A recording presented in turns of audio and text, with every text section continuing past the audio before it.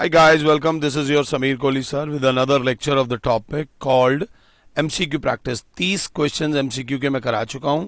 Last के 10 question रह गए थे 16 से 25. अब हम सीधे चलेंगे 16 से 25 की तरफ करते जाते हैं. आपको एक ही टेक्निक को फॉलो करना है. आपने क्वेश्चन पढ़ना है, मुझे पॉज करना है. फिर एक बार खुद से ट्राई करना है. दैट्स इट, सिंपल बात. लाइक गाइस, माता रानी का नाम लेते हैं. क्वेश्चन नंबर 16 बोलता है, it is propose to build a single circular park. एक पार्क बनाना है. जय माता दी. Circular park whose area in area to the sum of areas of two circular parks. दो सर्कुलर पार्क्स हैं जिनका डायमीटर है 16, जिनका डायमीटर है 12. Find the radius of the new park. और नए वाले पार्क का डायमीटर नहीं मांगा, नए वाले पार्क का रेडियस मांगा है. ये D1 है, ये D2 है, ये D3 है. क्वेश्चन को समझो. इट इज प्रपोज्ड कि एक ऐसा सर्कुलर पार्क बनाओ. मेक अ सर्कुलर पार्क, ऐसा सर्कुलर पार्क बनाओ जिसका एरिया बाकी दोनों के एरियाज के सम के बराबर हो. तो बनाने की कोशिश करते हैं. बन जाएगा तो ठीक है, नहीं तो कोई बात नहीं. तो सबसे पहले बच्चा बोलेगा, कहने का मतलब यह है, ये A1 ले लो, इसका एरिया A2 ले लो, इसका एरिया A3 ले लो. According to the question A1 is equals to A2 plus A3. अब A1 होगा पाए R1 square is equals to पाए R2 स्क्वायर प्लस पाए R3 square, because area of a circle बराबर होता है पाई R स्क्वायर. अगर क्लास 7 है तो बिल्कुल आराम से, कोई हाय तौबा नहीं है. पाए R1 स्क्वायर बराबर हो जाएगा, पाए कॉमन आ जाएगा, अंदर बचेगा R1 square plus R2 square. Class बोलेगी पाए से पाए कैंसिल, तो R1 स्क्वायर बराबर हो जाएगा R2 square plus R3 square. कोई बहुत बड़ी बात नहीं है क्योंकि डायमीटर 16 है, तो R2 बराबर हो जाएगा 8, डायमीटर का हाफ. डायमीटर 12 है तो R3 बराबर हो जाएगा 12 का हाफ 6. तो R1 square is equals to 8 का स्क्वायर प्लस 6 का square. R1 square is equals to 64 plus 36. R1 square is equals to 100. R1 square is equal to 10 का square. Therefore the radius of the new sphere is 10 metre. Answer is 10 metre. I hope कि मैं समझा पाया हूँ. ये NCERT का question है, ये कोई बहुत बड़ा क्वेश्चन नहीं है. एनसीईआरटी का क्वेश्चन है, तुम आराम से कर लोगे. अब हम सीधे चल रहे हैं, इसलिए मैं ऐसे चल रहा हूँ. वो कह रहा है, game of chance consisting of spinning an arrow which comes to a rest at one point. समझो, स्पिनिंग एन एरो बता देता हूँ. ये होता है गोल चक्कर, इसके ऊपर यहाँ पर एक तीर लगा होता है. इसको यूं घुमाते हैं, ये यूं घूमता है. जिस नंबर पे आके रुकेगा उसकी जीत हो जाएगी. नंबर है 1 2 3 4 5 6 7 8. 1 2 3 4 5 6 7 8. ये दो टुकड़े कर दिए मैंने. अभी समझाता हूं आपको ढंग से ताकि क्लियर हो जाए. ये 2 4, ये 6 और ये 8. ये इक्वली लाइकली तब होगा जब का सबका साइज सेम होगा. एक पे लिखा हुआ 1, एक पे लिखा हुआ 2 3 4 5 6 7 8. एरो यूं है, इस तरीके से एरो है. जिस पे एरो आके रुकेगी वो नंबर आपका जीत वाला हो जाएगा. आराम से. Find the probability that arrow will point any factor of 8. Arrow will point any factor of 8. Factor of 8 जो है वो सिर्फ एक है. 8 1 जा 8. सिर्फ 8 एक 8 का फैक्टर है. ध्यान से देखना, फैक्टर ऑफ 8 बोला है. सॉरी, मेरे से गलती हुई है. Factor of 8, point eight factor of 8. 8 के फैक्टर्स बनाएंगे हम. 2 इंटू 2 इंटू 2. तो 8 के तो ये फैक्टर्स बन गए. Factor of 8. बच्चा बोलेगा 8 के फैक्टर्स 2 इंटू 4 भी हो सकते हैं. Factor of 8. बच्चा बोलेगा 8 के फैक्टर्स 8 इंटू 1 भी हो सकते हैं. तो मेरे हिसाब से तो 3 फैक्टर्स आ रहे हैं. The arrow will point at any factor of 8. 8 का कोई भी फैक्टर. 8 का फैक्टर 2 भी होता है, 8 का फैक्टर 4 भी होता है और 8 का फैक्टर 8 भी होता है. उन्होंने शायद और कोई रह गया है क्या? और तो कोई नहीं रहा. 8 का फैक्टर 6 तो नहीं होता. मेरे हिसाब से आंसर 3/6 आना चाहिए. एनी फैक्टर ऑफ 8 की बात हो रही है, तो 8 के फैक्टर में ये भी आएगा, इट्स अ फैक्टर ऑफ 8। एक सर ये भी आएगा, 4 भी आएगा, 4 इज अ फैक्टर ऑफ 8। अगर हम इस तरीके से देखें, उन्होंने 8 नहीं लिया होगा, एनी फैक्टर ऑफ 8 बोला है, तो आप अपने फेवर में ये वाला मत लेके चलना। तो प्रोबेबिलिटी ऑफ फैक्टर ऑफ 8 जो है वो 2 है, या तो 2 या 4, तो 2/8 that gives you 1/4। 8 is not a factor of 8 ये कह सकते हो, तो उन्होंने यहां पर वो कर दिया होगा, मल्टीपल कह सकते हैं। ये था क्वेश्चन नंबर 17। 17 के बाद आते हैं हम क्वेश्चन नंबर 18 पे। आराम से देखो, कोई दिक्कत नहीं है। A number x is selected at random from the number 1, 4, 9, 16।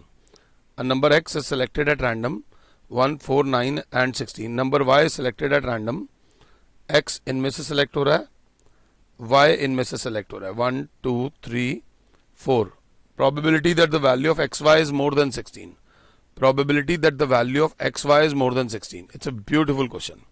xy ध्यान से देखना, जो x है वो यहां से सेलेक्ट हो रहा है, जो y है वो यहां से सेलेक्ट हो रहा है। हमें प्रोबेबिलिटी निकालनी है कि x y is more than 16।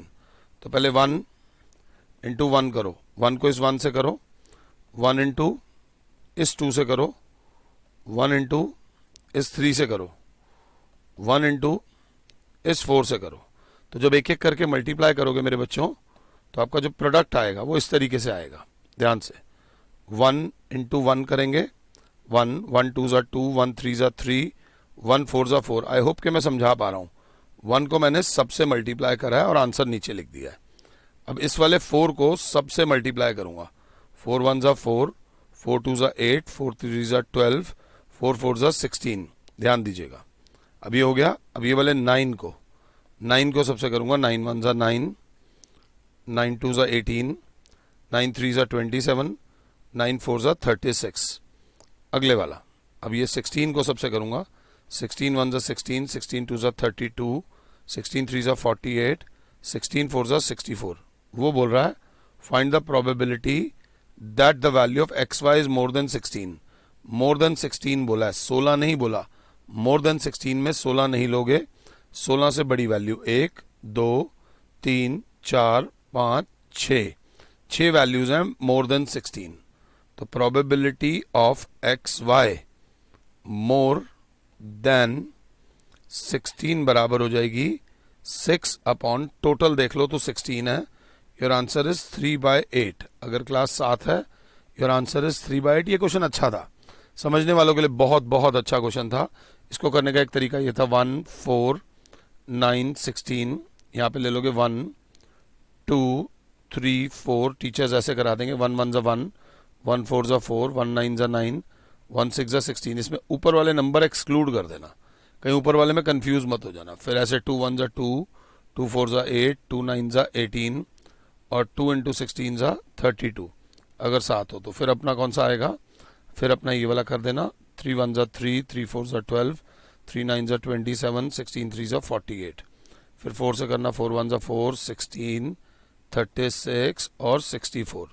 उस हिसाब से करते तो 1 2 3 4 5 6 और एक आपका 18 भी आना चाहिए था कहीं पे, 6 ही आ रहे हैं हमारे, टोटल भी 6 ही आ रहे हैं। इस तरीके से भी कर सकते थे, कोई भी टीचर अलग अलग तरीके से कराते हैं। क्वेश्चन नंबर 19 आराम से पढ़ लो, मुझे पॉज कर लो। क्वेश्चन नंबर 19 को एक बार खुद से करके देखो, खुद से। क्वेश्चन नंबर 19 बोलता है कि 3 bells ring at an interval of 9 minute, 12 minute, 15 minute. If they start together what will be there next roll. 3 bells एक ही टाइम पे घंटी बजी है, सपोज करो 9 बजे बजी है घंटी, तो एक की 9 बजे बजी, तीनों बेल्स की घंटी 9 बजे बजी है। अब जो दूसरी बेल है उसकी घंटी जो बजेगी, पहली बेल की घंटी बजेगी 9:09 पे, दूसरी बेल की घंटी बचेगी 9:12 पे, तीसरी बेल की घंटी बचेगी 9:15 पे। तो ये 7 तो बजी नहीं, क्या कभी ऐसा होगा कि ये 7 बजेंगी? तो देखते हैं। इसकी अब अगली घंटी बजेगी 9:18 पे, इसकी अगली घंटी बजेगी 9:24 पे, इसकी अगली घंटी बजेगी 9:30 पे। बच्चा कहेगा यार ये तो कभी मैच करेगा ही नहीं सर। तो इसमें मैथ्स का एक कंसेप्ट आता है कि sir take LCM of 9, 12 and 15। तो जब आप 9, 12 और 15 का एलसीएम लेते हो, 3 3 जा 9, 3 4 जा 3 5 जा 3 3 जा 3 1 4 5, प्रॉपर तरीके से 4 1 1 5 5 1 1 1, 3 3 जा 9, 4 जा 36, 5 जा 180 is the LCM. So the both bells, both nahi, all 3 bells will ring together after 180 minutes. 180 minutes का ऑटोमेटिक सा मतलब हो गया 3 hours. तो अगर bells, ध्यान से, दे start together 3 hours, your answer is 3 hours, कि अगर एक टाइम पे स्टार्ट हुई। आई होप कि मैं ये समझा पाया हूं, नहीं तो ऐसे ऐसे ऐसे ऐसे करते रहना, बड़े लंबे टाइम बाद पता चलेगा। तो 3 अलग अलग नंबर्स, कॉमन मल्टीपल क्या आएगा, एलसीएम ले लेते हैं। कीप इट सिंपल, कोई बहुत बड़ी बात नहीं है। क्वेश्चन नंबर 20, क्वेश्चन नंबर 20 बहुत बढ़िया है, कोई बहुत बड़ी चीज नहीं है, आराम से। The largest number on dividing, the largest number on dividing 1251 9377 15628 leaves remainder 1, leaves remainder 2, leaves remainder 3 respectively is, वो कौन सा नंबर होगा जो इसको भी डिवाइड कर सकता है, इसको भी डिवाइड कर सकता है और इसको भी डिवाइड कर सकता है, और फिर रिमाइंडर दे 1 2 और 3। तो अगर 1 2 3 में माइनस कर दूं तो 1250 को, 9375 को और 15625 को, वो नंबर बताओ जो इन तीनों नंबर्स को डिवाइड कर सकता है completely. Greatest number, highest greatest number कौन सा होगा जो इन तीनों नंबर्स को डिवाइड कर सकता है? तो यहां आएगा एचसीएफ वाला फैक्टर, जो तीनों को कर सकता है। ग्रेटेस्ट होगा तो ऑब्वियसली जो इनको डिवाइड कर सकता है वो इनसे तो छोटा ही होगा ना, इनसे बड़ा नंबर इनको डिवाइड नहीं कर सकता। मैं जो कह रहा हूं, जो 7 है वो 3 को डिवाइड नहीं कर सकता, 7 बड़ा है। एक ऐसा नंबर जो 3 को डिवाइड कर सके वो 3 से छोटा ही होगा, ध्यान दे लेना। तो सबसे पहले मैंने लिया 15625 को डिवाइड करने की कोशिश करी 9375 से, 1 जा जाएगा 9375, क्लास बोलेगी 0, कितना, 12 में से 7 गया 5, और 5 में से 3 गया 2, और 15 में से 9 गया 6, 6250। इसमें यूक्लिड वाला चक्कर लगाना हो तो लगा देना कि 15625 is equals to 9375 into 1 plus 6250। अगर यूक्लिड वाला चक्कर लगाना हो तो अब 9375 को डिवाइड करो, 1 जा जाएगा 6250, यह आ गया 5, 7 में से 5 गया 2, 3 में से 2 गया 1, और 9 में से 6 गया बचा 3, क्लास बोलेगी 6250 बराबर आ गया, सॉरी हाँ 9375, मुझसे गलती हुई है, ध्यान देना, वो रिफ्लेक्शन का चक्कर पड़ता है। 9375 is equals to 6250 into 1 plus 3125। अब ये जो 6250 ऊपर है, 6250 को डिवाइड करो 3125 से, तो क्लास बोलेगी 2 जा चला जाएगा 6250 और रिमाइंडर आ जाएगा 0। तो 6250 is equals to 3125 into 2 plus 0, क्योंकि रिमाइंडर आ गया 0 तो 3125 इज माई हीरो। बट यहाँ 2 नंबर्स की बात नहीं हो रही, यहाँ 3 नंबर्स इन्वॉल्व है। अब हमारा 3125 बड़ा है या 1251 बड़ा है? क्लास बोलेगी 3125 बड़ा है, इसको डिवाइड करो 1251 से, ये 2 जा जाएगा, अगर 7 हो तो 5, 2 1 जा 2 if I am not wrong, 1251 नहीं 1250 से, 1250 ये वाले नंबर से, 1250 से 2 जा जाएगा, 2 0 जा 0, 5 2 जा 10 और 1 कैरी 5, और ये आ जाएगा 2500। यहाँ बचेगा 5 2, 11 में से 5 जाएगा, बचेगा 6, 6 2 सॉरी 1 2, कॉन्सेंट्रेशन अलग हो रखी है। अब 1250 को करो तो 2 जा जाएगा 1250, तो बेसिकली 625 ने डिवाइड करा है, so the greatest number which divides all these numbers are is 625, is क्या 625। थोड़ा खिचड़ पिचड़ हो गया है, बट ये क्वेश्चन बहुत इंपॉर्टेंट है, ध्यान से कर लेना, दिस इज वेरी गुड, ध्यान से, बिल्कुल आराम से, कोई हाय तौबा नहीं है। क्वेश्चन नंबर 21 पे आते हैं। वो कहता है if two positive numbers p and q can be expressed as a b square, a into B into B and q लिखा जा सकता है a b क्यूब। जय माता दी। a and b being prime numbers, LCM of p and q, LCM होता है maximum power, LCM होता है मैक्सिमम पावर। तो a और a में से जो मैक्सिमम पावर कॉमन आती है, LCM of p and q, a और a में से a आएगा, b स्क्वायर और b क्यूब में से b क्यूब आएगा। बेसिक कंसेप्ट था ए बी क्यूब आना चाहिए, उन्होंने दे ही नहीं रखा, A B square, A and B are prime, यहां पर आना चाहिए था ए बी क्यूब। ध्यान देगी class, A B cube is the LCM. इसको ठीक कर लीजिएगा, ऑप्शन ए में मैं इसको रेक्टिफाई कर रहा हूं, ए बी क्यू, यहां हम बिल्कुल सही हैं। क्वेश्चन नंबर 22 पे आराम से कह रहा find the value of x for which the polynomials x square minus 1 and x square minus 2x plus 1 vanish simultaneously. Vanish, vanish मतलब खत्म हो जाते हैं। खत्म तब होता है जब किसी की वैल्यू 0 हो जाती है।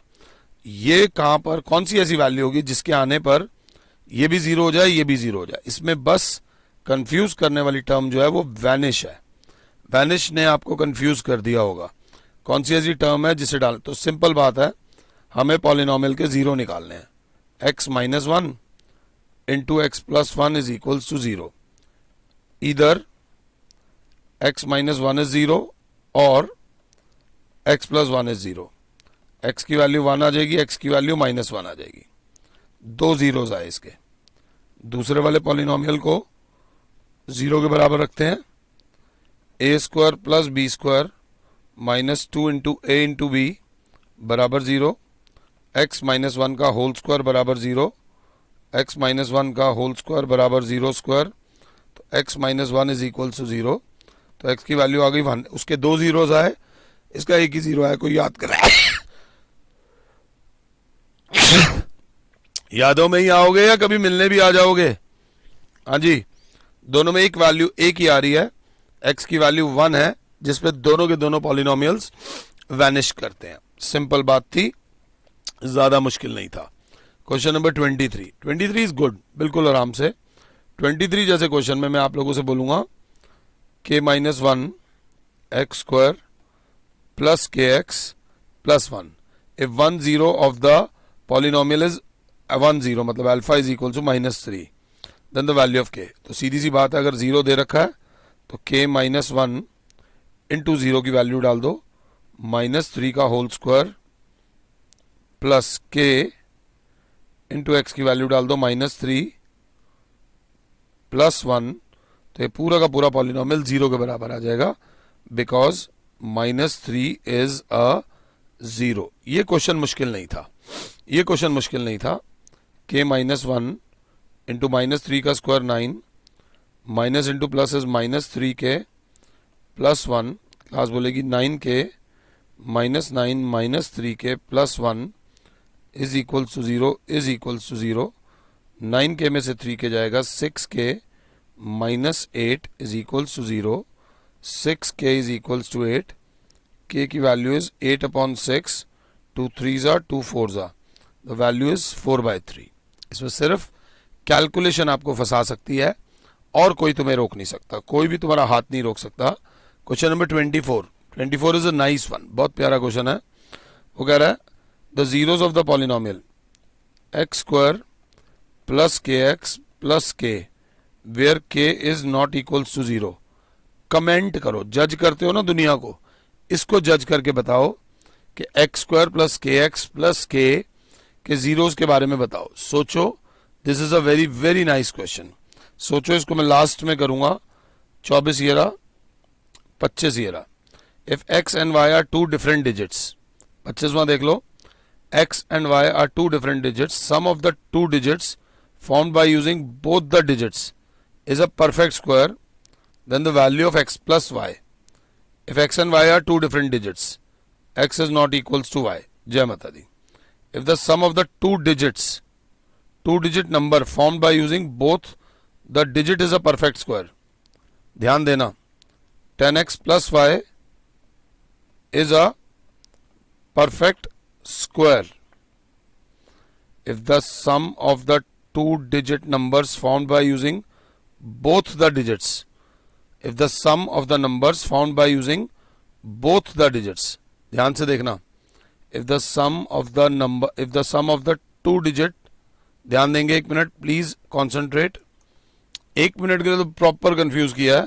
Sum of the two digit number formed by using both the digits, 10x plus y से टू डिजिट नंबर मिलेगा और 10y प्लस x से भी टू डिजिट नंबर मिलेगा, is a perfect square. Is a perfect square बहुत प्यारी चीज है. तो 10x प्लस x कितना हो जाएगा, 11x plus 11y is equals to m square. दे रखा है, ये किसके बराबर है, परफेक्ट स्क्वायर के बराबर है. तो क्लास बोलेगी 11 कॉमन आ गया, x plus Y is equals to M square. ये परफेक्ट स्क्वायर तब होगा जब m बराबर होगा अंडर रूट में 11 इंटू एक्स प्लस वाई. अब ये परफेक्ट स्क्वायर तब होगा जब अंडर रूट हटे. अंडर रूट तब हटेगा जब x प्लस वाई की जगह क्या है, तसल्ली से देख लो, m बराबर अंडर रूट में 11 इंटू एक्स प्लस वाई है. वो कह रहे हैं x प्लस वाई की क्या वैल्यू डालें कि ये परफेक्ट स्क्वायर हो जाए. तो out of the given option अगर अंडर रूट में x प्लस वाई की जगह 11 डल जाए तो 11 का पेयर बन जाए, 11 बाहर आ जाए, 11 बाहर आ जाए. So the value of x plus Y is 11. मैं कंफ्यूज हो गया था, ये क्वेश्चन बहुत बहुत बहुत तगड़ा था. यहां आने के बाद अब हमारे सारे क्वेश्चंस हो गए हैं एक्सेप्ट वन. एक क्वेश्चन छोड़ के हमारे सारे हो गए हैं.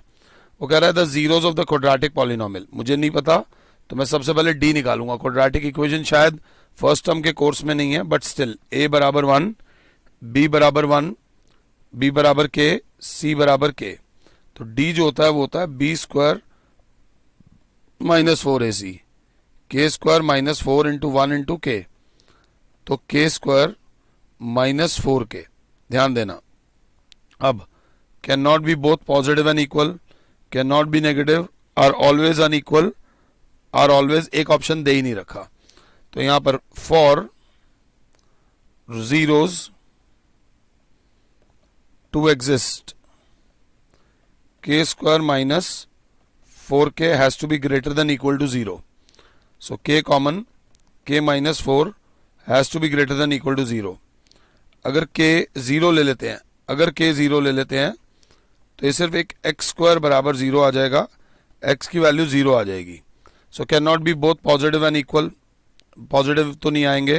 Can not be both negative, ये 0 आ रहे हैं तो नेगेटिव भी नहीं है. Are always unequal, are always unequal. तो k minus 4 is equals to 0 आएगा. अगर k की वैल्यू 4 लेते हो, सपोज k की वैल्यू 4 लेते हो, तो भी वो नॉट डिफाइंड आएगा. तो इसका ऑप्शन ना डी होना चाहिए था, जो कि अभी क्लियर नहीं है. इन द नेक्स्ट लेक्चर मैं क्लियर करा दूंगा. फिलहाल के लिए और Sameer sir is saying you good bye. God bless all. जय माता दी.